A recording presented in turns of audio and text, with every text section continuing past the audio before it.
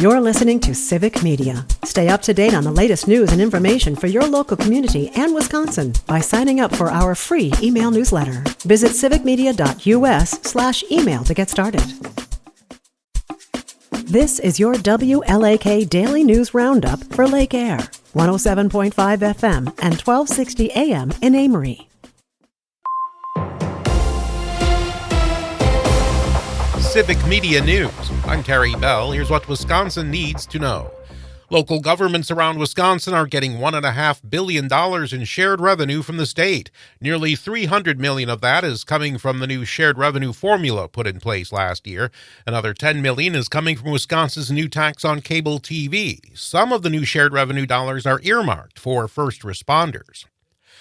Efforts to protect the Mississippi River Basin from farm runoff have largely failed. Misa Khan is the former policy director for the Mississippi River Network. She says there needs to be more collaboration between states. The way that we operate right now is very much a state-by-state kind of choose-your-own-adventure. As much as 80% of the nitrogen flowing down the Mississippi comes from farms and livestock operations. Donald Trump has claimed the Biden-Harris administration let more than 400,000 convicted criminals into the U.S. But is that true?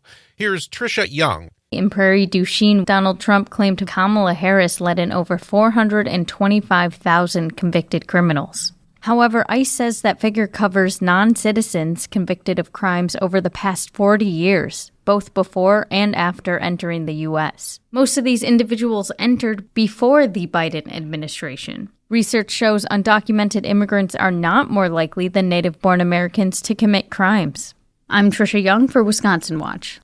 Wisconsin prisons are no longer accepting donations of used books. That's because secondhand books are used to smuggle drugs behind bars. The move has its critics. A nonprofit called Wisconsin Books to Prisoners says the decision limits inmates' access to information and does nothing about other ways prisoners get a hold of drugs. Candlelight hikes return to Wisconsin state parks for 4 weeks starting this weekend. Most events include pumpkin carving, campfires, and more. I'm Terry Bell, Civic Media News. Here's what you need to know closer to home. For 107.5 WLAK, I'm Jimmy Kuska. Permits for a proposed nearly $1 billion natural gas plant in Superior have been withdrawn. The project, which is supported by several utilities in the upper Midwest, would help transition electric cooperatives away from coal plants. However, the plant is being met with protests from tribal leaders and local figures who say the new plant would increase pollution in Superior. The project's owners said they withdrew permits because it is taking longer than expected to get federal approval for the project and plan to reapply.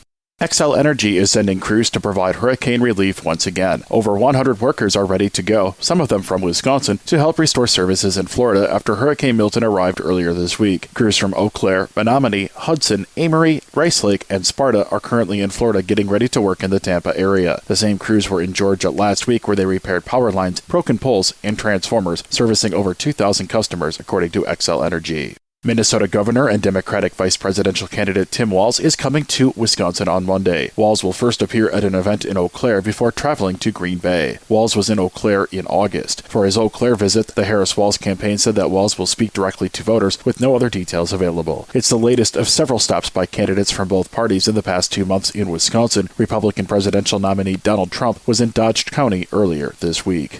The National Weather Service in Duluth has winter Skywarn spotter training dates on the calendar. The lone in-person class will be in Hermantown, Minnesota on October 23rd, but 3 virtual classes are scheduled for November 19th, 20th, and 21st. The classes will focus on northwestern Wisconsin and northern Minnesota and are free to attend. The classes will cover this winter's outlook, how to measure and report winter weather, and other topics. You can visit weather.gov/DLH for more information. You can listen to Civic Media News anytime with the free Civic Media app. Download it now at civicmedia.us/app or on your device's app store. Coming up next, a look at sports, weather, and entertainment news.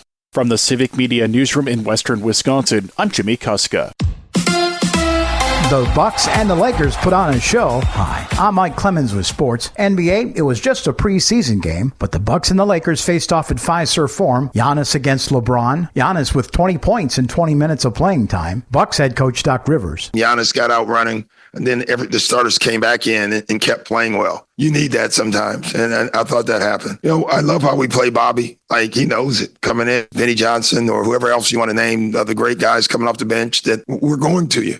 Be responsible with it. He made a couple good passes too, but we want him to be aggressive. The Lakers held on to win 107-102. NFL, the Packers had to place tight end Luke Musgrave to IR due to a lingering ankle injury. The team signed Falcons tight end John Fitzpatrick off Atlanta's practice squad. College football, the Badgers play Rutgers tomorrow in New Jersey at 11 a.m. Head coach Luke Fickell says the younger players now will bode well for the future. This is what it takes to continue to build a program. It doesn't always happen that way. Guys go down and guys don't take advantage of their opportunities. So there's some really good situations for young guys, I think, that'll bode really well for us in this stretch. That's the Badgers head coach Luke Fickell. With sports, I'm Mike Clemens.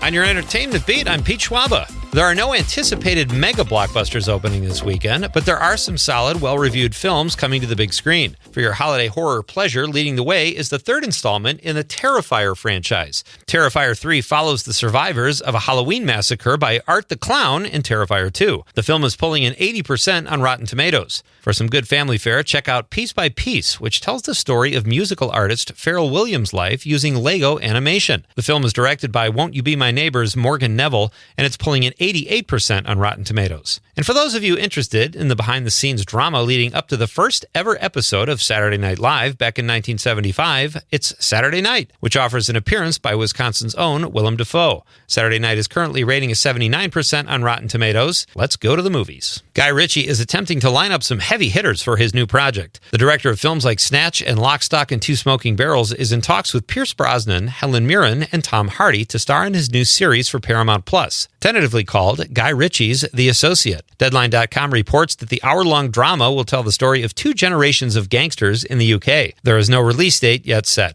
Martin Scorsese is getting on in years and makes very long films. The 81-year-old director has been in this racket for 60 years and says he has no intention of slowing down. Deadline reports that Scorsese has put his project about Frank Sinatra on hold while he works on a movie about Jesus. The director says he was inspired to tell the story of Jesus after meeting the Pope at Vatican City last year. He says he is hoping God gives him strength to finish both films. It's been 30 years since the film Speed was released. In honor of the milestone, Keanu Reeves and Sandra Bullock reunited in Los Angeles at the Egyptian Theater for an anniversary screening. The film made Bullock a star. She was joined after the screening by Reeves for a Q&A. Reeves talked about working with Dennis Hopper and of the professionalism shown by Jeff Daniels, and at one point said, "We knew we were making something wacky." I guess that means he's proud of the film. If you're feeling nostalgic and aren't into Halloween movies, check out the re-release of The Nightmare Before Christmas, which actually might remind you of Halloween. The film hits theaters this weekend for a limited run. The Tim Burton film was originally released in 1993. The stop animation film will be playing on over 1,000 screens across America this weekend. The film received a 95% fresh rating on Rotten Tomatoes and a 92% with audiences.